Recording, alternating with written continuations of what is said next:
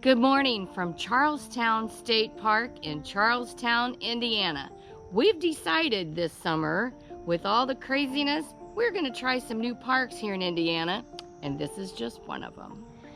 We looked on the Reserve America app just the other day, and boy, all the parks are full, but this Our one favorites. Yeah, all our favorites are full, but we found a few spots at this park, and we have found out there's some really cool history about this park. I can't wait to share it with you. There's also a hidden gem that we'll get to later on today that you would never expect in a state park. Standing here in front of a placard, and as you can see, it says Charlestown preparing for war. And so one of the interesting things about this park is the surrounding area was once an ammunition factory. So it started back in the 1930s, and according to the sign here, as the United States was preparing for war, they wanted a place that was secure near a large water source and in the center of the country. Because of the end of the Great Depression, there was a lot of unemployed folks in the area, so that made a labor force available. It's quite interesting, and we're going to go around and take a look at this today. Here's what we're going to do right now. Nancy is here at the back of the car, and guess what she's doing? Hiking shoes. Putting those hiking shoes on. As you guys, the people that have followed us for a long time know, that can sometimes be a point of contention between her and I, is that she forgets to put on her hiking shoes. So we're here in the parking lot at Trailhead 3, and she's gonna put on her hiking shoes. She's got the assistance of Herky. There you go. And so while she's putting on her hiking shoes, I want to take you over here and I want to show you something. So as you can see, here's the state of Indiana. Right in the middle is Indianapolis. If you were to take 65 south about, an hour and 45 minutes, you would come to Charlestown, Indiana. That's where we're at Charlestown State Park. I think you're going to find this interesting.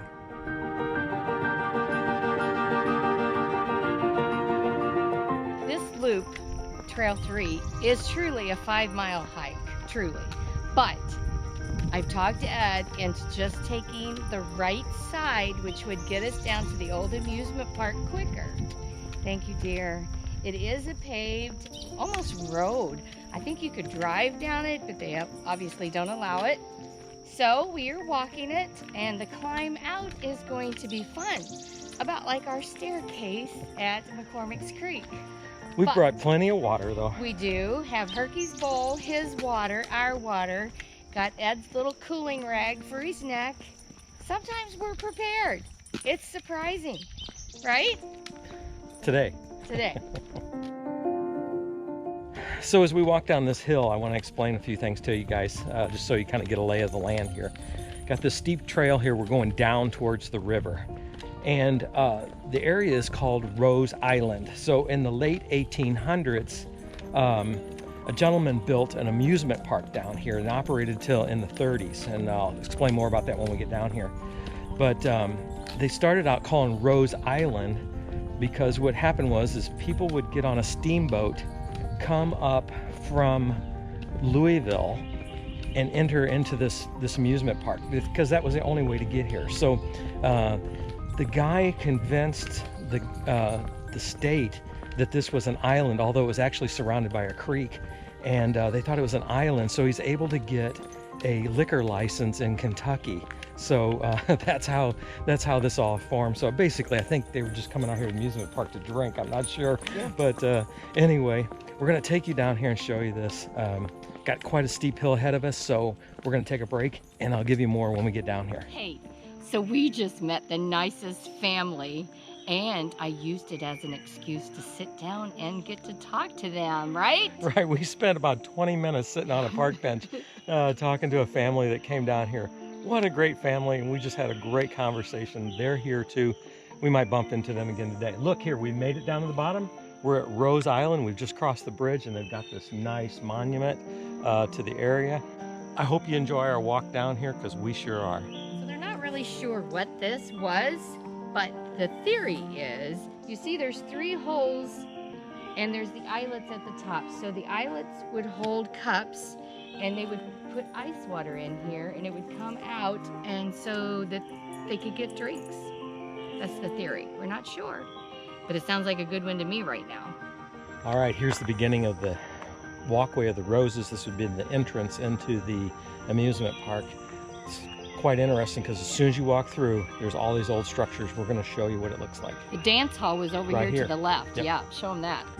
Standing here right next to what is the area where the dance hall was, right in this area right here. And outside the dance hall was this huge fountain here that so according to what I've read, some people say it had water in it. Some people said the fountain never worked. Some people said that it shot 100 feet in the air. So who knows? But one thing that has been said is they actually had a live alligator exhibit in this area before the flood. And so the structures from the old dance hall have since rotted away and the forest has reclaimed the area.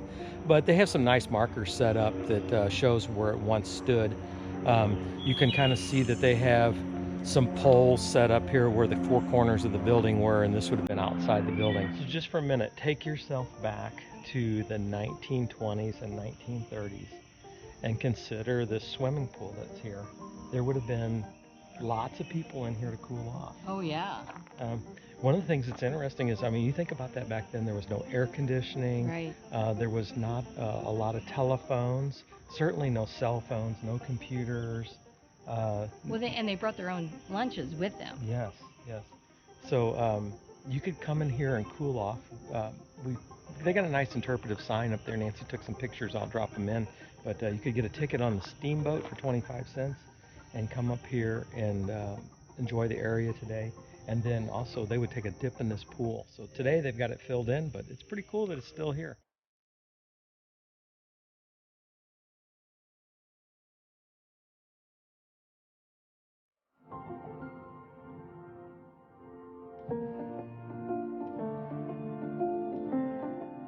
There's an area right here where there was 20 cottages along the river, and it faced the river. In fact, as I'm sitting here, I can hear the river traffic, the barges going down the river. So along this area would have been 20 cottages that you could come here and you could spend your whole week here, and they would provide room service, and you could have meals cooked here and everything. So let me walk down the trail just a little bit further here so you can get a view of what the view would have been out of the cottages. Now remember, this forest would not have been here then. I want to show you right here. You can see here's some of the foundation work left from the cottages. You can just see them popping up through the forest.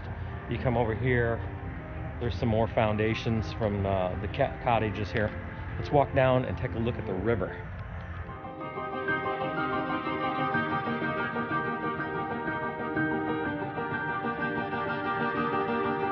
If you were fortunate enough that you could rent yourself a cabin and spend the night out here at Rose Island, this would have been your view. You could see the banks of the Ohio River. A little wave action coming in because the barge just went by, but man, I just can't imagine how peaceful that would have been sitting here. So we're standing here on what would have been the veranda of the hotel here. This was all destroyed in 1937. At that time, 70% of Louisville would have been underwater, and so that's quite amazing to think about. That's why this has never been rebuilt. But I've got some nice pictures here of what would have been this beautiful hotel and the steamboat launches down there. So we're going to walk around. The view that they had. Yeah. So let's take a look. Right behind us is where the steamboat would have landed from Louisville. So you got on a boat, you took about an hour-and-a-half ride upriver, and here you would find Rose Island Amusement Park. So we got the three structures behind us, and if you see right here in the sign, I'm going to zoom in a little closer. So right here in the sign, you can see the three structures that stood here. Rose Island, the steamboat landing came in. All these people would come out of Louisville for a vacation. On this one here, you can see there's the steamboat and all the people that would stream up into this area. They said it was quite a trip, and part of the fun of coming here was just riding the steamboats. The families eager to escape the heat of the city look forward to a trip to Rose Island. They woke early, packed a picnic lunch, and headed to the riverboat to catch the steamer. Jammed with people, the steamboat ride was complete with music. It was part of the fun. So, wow, what a great time that must have been.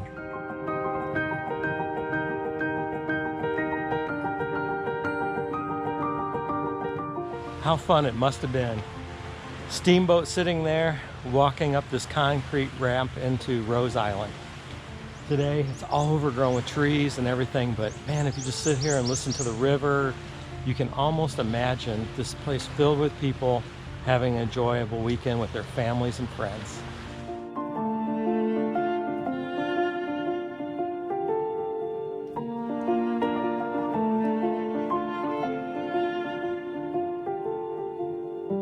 We found a picnic table here in the shade, and we are taking full advantage of it. Got one bottle of water gone, and we're working on our second. We got plenty of water for Herky too. He's been keeping hydrated. So we're just sitting here kind of just thinking about it and reminiscing. So we took you through everything that's here, all the old foundations. Well, not everything we could show. And of course, we just took you down to the steamboat landing. So you got to think about it. So this would have been the highlight of a lot of people's summers. Yeah. They would have planned a vacation to Rose Island just like you would plan to go to Grand Canyon or something like that, because these people didn't get to travel back then, and a steamboat ride was just amazing. Huge. So, yeah. So we've been thinking about, I mean, we took our families on a lot of trips and been to a lot of amazing places, so this must have been really great for those folks. I wish the hotel was still standing. I would have loved to gone through that.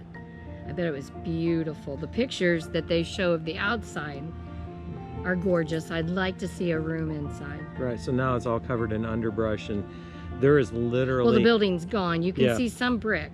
Yeah, there's literally nothing left right. of the... They even say that on the placard over there. There's nothing left of the hotel from all the years of floods and erosion and that. Just bricks from the veranda, that's it. So. Yeah. Alrighty, enough reminiscing. We're going to start that big long hike up out of here. So we'll update you as we go on up.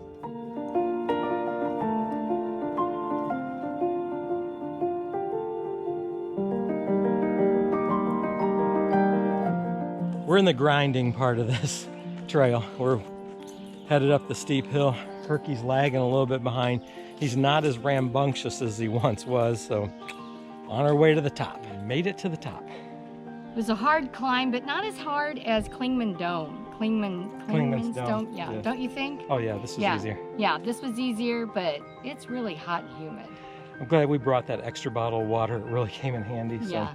What we're gonna do right now is we're gonna go back to the camper and eat some lunch and kind of rest up a little bit.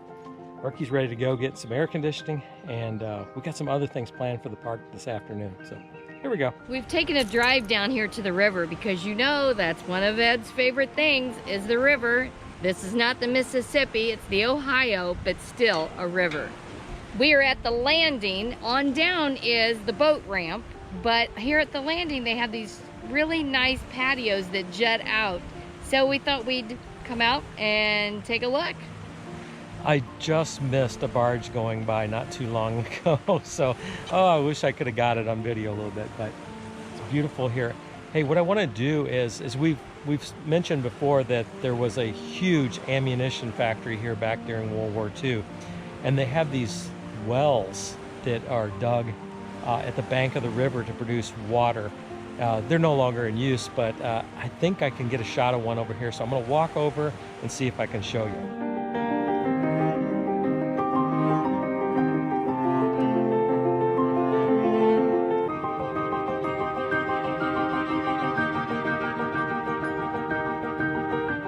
They have these little placards here that tell about the wells and how they were drilled at the bank of the river here, and how they went down, and then they sent out, at the bottom of the well, they sent out fingers, and some of the fingers actually go underneath the riverbed, and they were able to pull water that way as it percolated down through the aquifer. So this particular well here was able to produce over 2,000 gallons a minute. Wow, that's a lot of water. And when you think about it, it took a lot of water for this process to take place. You can think of, there was 9,000 employees here working, and just the manufacturing process alone was took a lot of water. I'm going to try to go over here. I can see the well over the top of the trees. I don't know if it's a restricted area or not. I'm going to go back there and let's see if we can take a look at it. Well, just as I thought, there's just so much underbrush going back there to the well. I'm not going to be able to get back there, and as I can see, there's a fence behind it. There's another one down the road here. I'm going to see if we can jump in the car and get a better shot of those wells, but we'll see. All right, this is better. So I drove over here to the other end of the road down by the parking lot, the boat ramp, and you can get a better view at what these wells look like. So I won't repeat everything I said at the last stop, but you can see these structures are quite large, and we're able to produce a lot of water for the war effort. So, hey, take a look.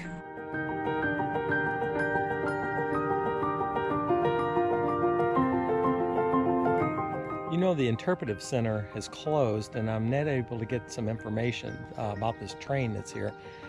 But you know, as I read here, that there was some things that made this an important area. It was the center of the country, so they felt secure here. It had a huge supply of water, and it also had access to rail. And so right here outside the ammunition plant where you go to is this rail cars. I don't know, they look like they're in fairly good condition. Although when you go to each end of the track, there's a big log over the track. And I would imagine that these have not been used in a long time. As you look, you can see the trees are overgrown, but they're in fairly good condition. So anyway, I hopped up on this rail car because there wasn't a sign here that said I couldn't do it. So thought I'd jump up here and see what it looked like. It's a long train.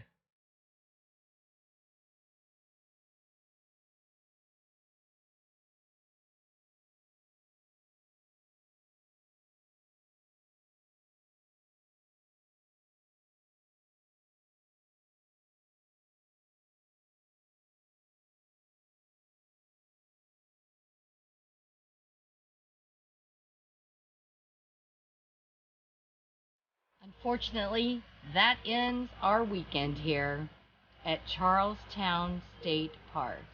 We have had a great day. Man, was it hot though. It was a scorcher. 91. We walked around and seen everything. I hope everybody enjoyed it. All right, so now you know what time it is.